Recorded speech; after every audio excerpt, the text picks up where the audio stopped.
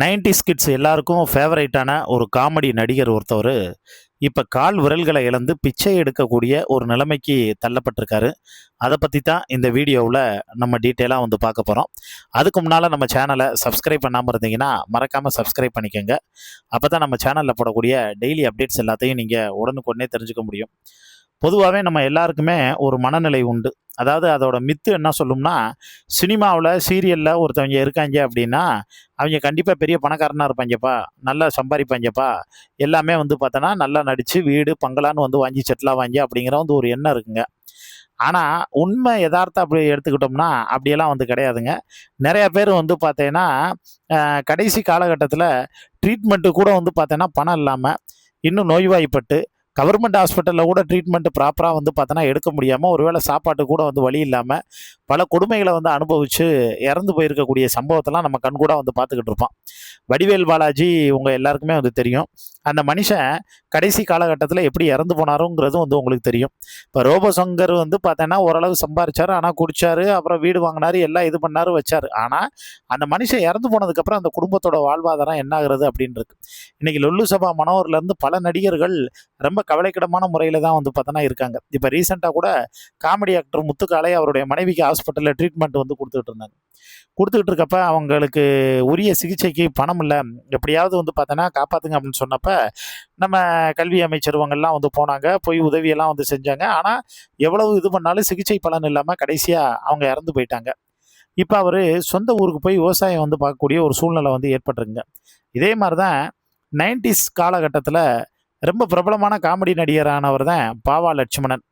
இவர் தன்னோட கால் விரல்களை இழந்து இப்போ இருக்கக்கூட வீடு இல்லாமல் ரொம்ப கஷ்டமான வந்து ஒரு சூழ்நிலையில் இருக்காங்க.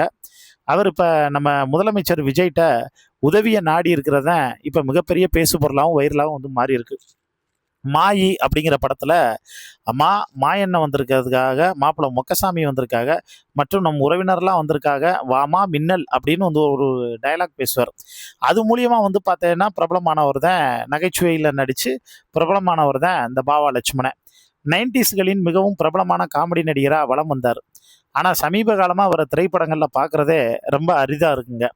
இந்த நிலையில் ஒரு விபத்து காரணமாக தன்னுடைய காலில் 3 விரல்களை வந்து இழந்து வறுமையில் இப்போ முதலமைச்சர் விஜய்கிட்ட உதவி கேட்டு ஒரு பேட்டியில் பேசியிருக்கிறது மக்கள் மத்தியில் பெரும் பரபரப்பை ஏற்படுத்தியிருக்குங்க.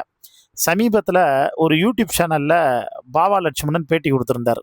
அதில் அவர் சொன்ன விஷயம் என்னென்னா, நான் தமிழ் சினிமாவில் கிட்டத்தட்ட 30 வருஷமாக இருக்கேன். ஆரம்பத்தில் ப்ரொடக்ஷன் மேனேஜராக வேலை பார்த்தேன், அப்புறம் தான் நான் நடிகனாக மாறினேன். மாயி படம் எனக்கு பெரிய அடையாளத்தை தந்துச்சு. ஆனால் சமீப காலமாக எனக்கு சினிமாவில் வாய்ப்பே இல்லைங்க. கொஞ்ச நாளைக்கு முன்னாடி கர்நாடகாவில் ஒரு தேர்தல் பிரச்சாரத்துக்கு போயிருந்தப்ப எதிர்பாராத விதமாக அங்கிருந்த ஜென்ரேட்டர் மேலே கால் வச்சுட்டேன். அப்போ எனக்கு வலி எதுவும் வந்து தெரியலை. ஆனால் 10 நாள் கழித்து என் கால் பயங்கரமாக வீங்கிருச்சு. ஆஸ்பத்திரியில் போய் வந்து காட்டினப்ப, ஏங்க என்னங்க இப்படி வந்திருக்கீங்க, கால் எதோ இன்ஃபெக்ஷன் ஆகி இந்த நிலமையில் வந்திருக்கு, உடனே ஆப்ரேஷன் பண்ணி 3 விரலையும் எடுக்குன்னு சொல்லிட்டாங்க. வேறு வழி இல்லாமல், இல்லைன்னா உயிருக்கு ஆபத்தாயிடுமேனு நானும் வந்து ஒத்துக்கிட்டேன். அதுக்கப்புறம் ஆப்ரேஷன் பண்ணி 3 விரலை வந்து எடுத்தாங்க. விரலை எடுத்ததுக்கப்புறமா என்னால் இனி நடக்கவே முடியாதுன்னு சினிமா வட்டாரத்தில் பரவிய தவறான தகவல்னால எனக்கு சினிமா சான்ஸ் வந்து இல்லைங்க, பட வாய்ப்பும் போயிடுச்சு. இப்போ உண்மையை சொல்லணும்னா நான் பிச்சை எடுக்கிற நிலமையில தான் வந்து இருக்கேன். இந்த வீட்டையும் காலி பண்ண சொல்லிட்டாங்க. என் நண்பர் தான் இப்போதைக்கு எனக்கு தங்குறதுக்கு ஒரு வீடு பார்த்து கொடுக்குறதா சொல்லியிருக்காரு. இந்த இக்கட்டான சூழலில் விஜய் டிவி பாலா, நடிகர் ஜீவா போன்றவங்க தான் எனக்கு தொடர்ந்து சாப்பாட்டுக்கும் மருத்துவ செலவுக்கும் பண உதவி செஞ்சுட்டு இருந்தாங்க. எனக்கு இப்போ முதலமைச்சர் விஜய் அவர்கள் ஏதாச்சும் உதவி செஞ்சால் நல்லா இருக்குங்க. அவரை நேரில் போய் பார்க்க எவ்வளோ முயற்சி பண்ணேன், ஆனால் என்னால் அவரை பார்க்க முடியலை. இருக்க ஒரு வீடு கூட இல்லாமல் கஷ்டப்படுறேன்.